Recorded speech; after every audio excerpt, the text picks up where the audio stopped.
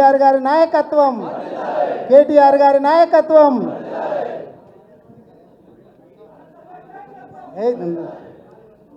ముందుగా అందరూ మన్నించాలా, కొంచెం కార్యక్రమం మనది ఆలస్యమైంది అనుకోకుండా సిరిపూరు వాళ్ళది కార్యక్రమం పెట్టుకున్నతోటి ఆలస్యమైంది.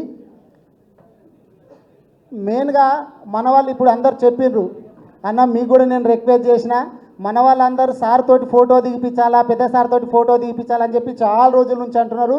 దాంతోపాటు రామన్నతో ఫోటో దిగిపించాలా, మేము అందరం పెట్టుకుంటామని చెప్తే అన్నను రిక్వెస్ట్ చేయడం జరిగింది.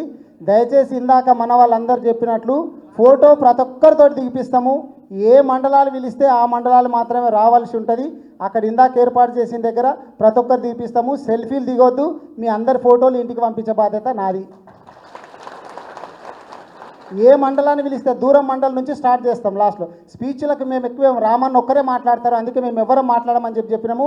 దూరం ఉన్నటువంటి బంటారము, కోట్పల్లి, మర్పల్లి, ధారూర్, మోమిన్పేట్, వికారాబాద్ మండల్, వికారాబాద్ టౌన్, ఈ విధంగా పిలుస్తాము. దయచేసి మీరు అందరు సహకరించాలా.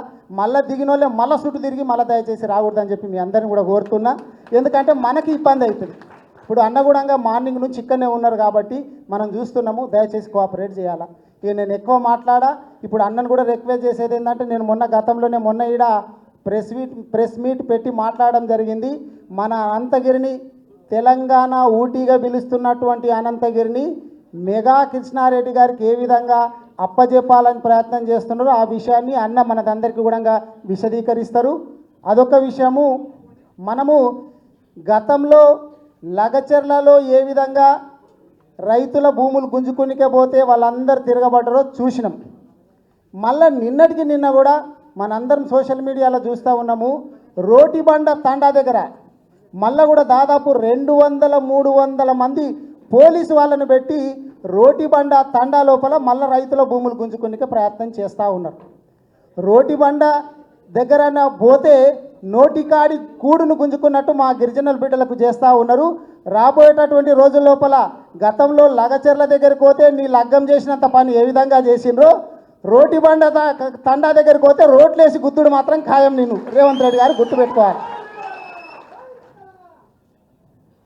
మనము చాలా విషయాలు ఉన్నాయి.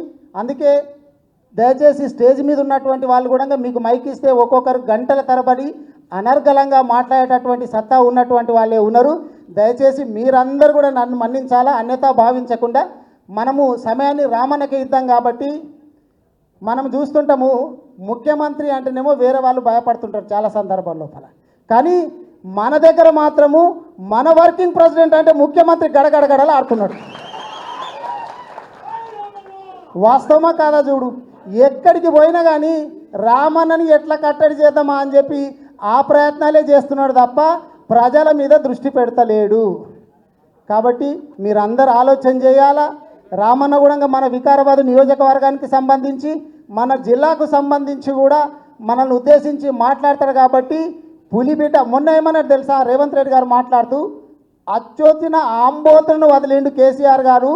మనం జాంగీర్పీర్లకు ఏంటి గొర్రెలను గిట్లా పెంచుతాం, పొట్టేళ్ళను పెంచుతాం చూడు, అట్లా వదిలిండు అంటుండు. నిజంగా చెప్పాలంటే పులి బిడ్డలను వదిలిండు. పులి పంజా చూస్తే తట్టుకోలేకపోతుండు. కేటీఆర్ గారు దెబ్బకు అనేది మన అందరికీ తెలుసు. కాబట్టి రామన్న మన ఉద్దేశించి మాట్లాడాల్సిందిగా మనవి చేస్తాం.